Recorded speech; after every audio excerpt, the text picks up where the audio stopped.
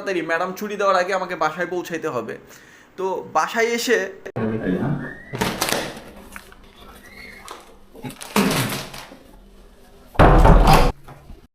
এসে দেখতেছি না, ম্যাডাম এখনো যায় নাই, পড়াচ্ছেন।